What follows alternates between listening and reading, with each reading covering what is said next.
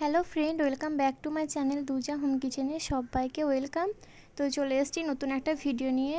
আশা করি ভিডিওটা সবার ভালো লাগবে। ভিডিওটা যদি ভালো লাগে অবশ্যই লাইক করবেন, আর যারা নতুন আমার পেজে তারা চ্যানেলটিকে সাবস্ক্রাইব করবেন। তো এখানে আমি সুজি নিয়েছি 1 কাপ মতো। তো সুজিটা আমি ভালো করে ধুয়ে নেব, আর আমি পানি দিয়ে 10 মিনিটের জন্য ভিজিয়ে রেখে দেব। তো আমি ভালো করে সুজিটা ধুয়ে নিয়েছি, এখন আমি পানি দিয়ে ভিজিয়ে রেখে দিলাম। আর এদিকে আমি ছোলার ডাল নিয়েছি, ডালটা আমি আগের দিন ভিজিয়ে রেখেছিলাম। তো আমি রাতে ভিজিয়ে রেখেছিলাম, চেষ্টা করবে রাতে ভিজিয়ে রাখা, তো দেখবেন অনেকটা ফুলে যাবে আর তাড়াতাড়ি সিদ্ধ হয়ে যাবে। তো আমি কুকারে দিয়ে দিলাম, এখন আমি সিদ্ধ করে নেব। আর এদিকে আমি ময়দাটা ভিজিয়ে নেব। এখানে আমি 2 কাপ ময়দা নিয়েছি, তো আপনারা আপনাদের কম বেশি অনুযায়ী পছন্দ অনুযায়ী দিয়ে নেবেন। তো তারপর আমি স্বাদ অনুযায়ী লবণ দিলাম, তারপরে দিলাম চিনি 2 চামচ। এখন আমি দিয়ে দিলাম খাবার সোডা, আর তারপর আমি যে সুজিটা ভিজিয়ে রেখেছিলাম পানিটা ঝরিয়ে নিয়েছি, এখন আমি ওই সুজিটা দিয়ে ভালো করে মিশিয়ে নেব। তো আমি ভালো করে মিশিয়ে নিলাম সুজিটা।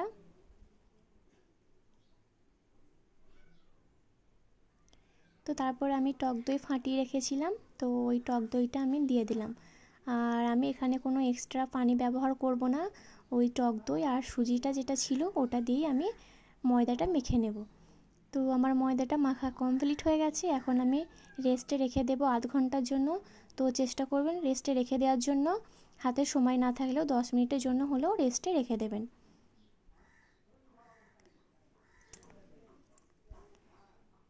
তো এখন আমি হাতে একটু সাদা তেল নিয়ে নেব আর ভালো করে মাখিয়ে নেব, তারপর আমি ঢাকা দিয়ে রেখে দেব।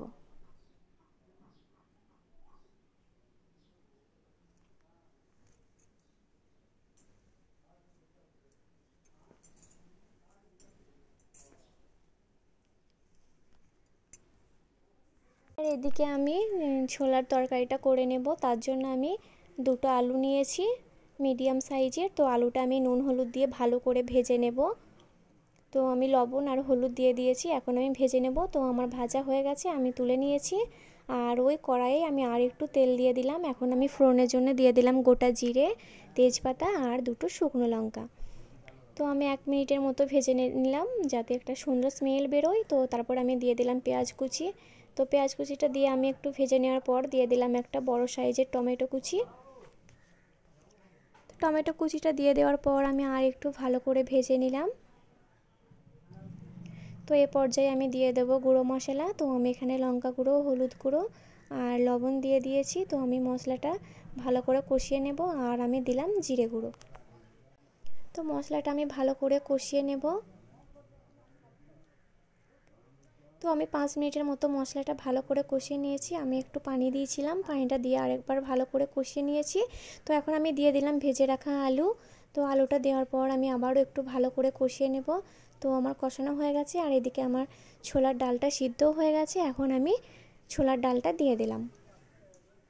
তো ছোলার ডালটা দিয়ে দেওয়া হয়ে গেছে, এখন আমি ঢেকে দিলাম। তো আমি এখানে একটু ছোলে বাটুরে মশলা ব্যবহার করেছি, আর আমি দিয়ে দিলাম চিনি স্বাদটা ব্যালেন্স রাখার জন্য। তো তারপরে আমি আবারও ঢেকে রেখে দিয়েছি। আর এদিকে আমি একটা ডিম করে নেব, তার জন্য আমি কড়াইয়ে তেল দিয়ে দিলাম। তো আমি তেলটা দেওয়ার পর ডিমটা দিয়ে অল্প একটু লবণ দিয়েছি, আর এখন আমি ডিমের যে ভুজিয়া ওটা করে নিলাম, আর আমার করা হয়ে গেছে। এখন আমি ওই যে ছোলার ডালটাতে আমি দিয়ে দিলাম। তো আমার রান্নাটা কমপ্লিট হয়ে গেছে। তো এটা রুটি বা পরোটা বা লুচির সঙ্গে পুরো জমে যাবে। এভাবে আপনারা একবার হলেও তৈরি করে দেখতে পারেন। আর আধ ঘন্টার পর আমি ফিরে এলাম, আমার ডোটা দেখুন কতটা ফুলে গেছে, আপনারা দেখে বুঝতেই পারছেন। তো এইভাবে আমি আর একটু ময়াম দিয়ে নেব। তো আমি 5 মিনিট মতো আবারও ভালো করে ময়াম দিয়ে নিয়েছি। এখন আমি লেচি কেটে নেব। তো আপনারা ছোট বড় আপনাদের পছন্দ অনুযায়ী লেচি কেটে নেবেন। তো লেচিটা কেটে নেওয়ার পর আমি হাতে করে গোল করে নিলাম, এখন আমি বেলে নেব।